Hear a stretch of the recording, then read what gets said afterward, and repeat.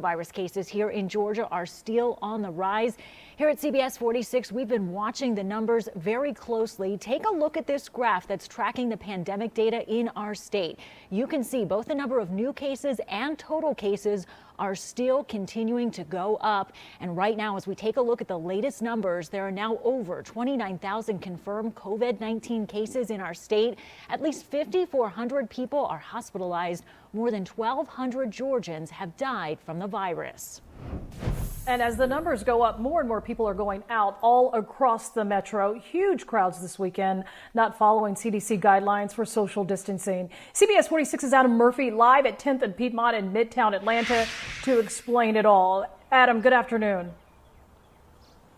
Hey, good afternoon, Sean. I'm live right here by the Beltline where people have been coming and going all afternoon, exercising. The city has put out a sign right here basically saying stay on guard because of COVID-19, but you'll see right here, people are just gathered. Obviously not much of a concern, people close to one another, and it's not just an issue here. A huge crowd gathered in a parking lot Saturday night at the West End Mall to watch cars do burnouts. Now, we also spotted a long line of people waiting to buy the new Air Jordan shoes over at Greenbrier Mall on the weekend. Most people standing very close to one another and not wearing masks. Plus, you had several large crowds of people all over the metro area on Saturday out to watch the Blue Angels fly over. So that was a big gathering of groups throughout the metro area. And finally, Piedmont Park is no exception. It has been packed with people, oftentimes in clusters. Well, I think people are probably stir crazy. I mean, I have a group of people that are stir crazy and they want to get out and they want their life to go back to normal, but I don't think we really know what normal is anymore. Now, I've reached out to state and local officials to see what they have to say about this. Clearly, people not keeping their distance, not wearing masks when they're in close proximity to one another. We'll have those parts of the story coming up next hour at 5 o'clock.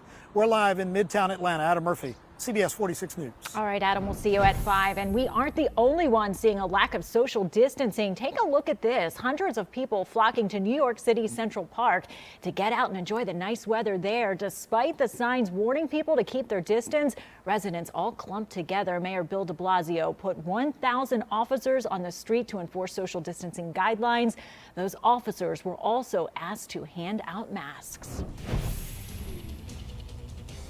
And we are tracking the threat of severe weather late tonight, especially between about 10 p.m. and 1 a.m. as a storm system clips the North Georgia mountains. Let me show you where the highest risk of severe weather is. It's the areas you see in yellow. That is a level 2 out of 5 risk. Again, mainly in the North Georgia mountains. And this is for a system that is still well to our west, but it will move in late this evening into the overnight hours. Right now, looking pretty good on CBS 46 pinpoint radar. Not much, if any, rain at all, but it's the system out west over Missouri that I'm watching very closely. In fact, I'm going to circle it for you. You can see where it's located. That is going to move east and clip over the North Georgia mountains. As it does, we'll see a few strong storms late tonight. At 10 p.m., we'll see those storms across northwestern Georgia, then making their way across the North Georgia mountains until about 1 or 2 a.m. So for tonight, we could see some strong storms, possibly even severe storms.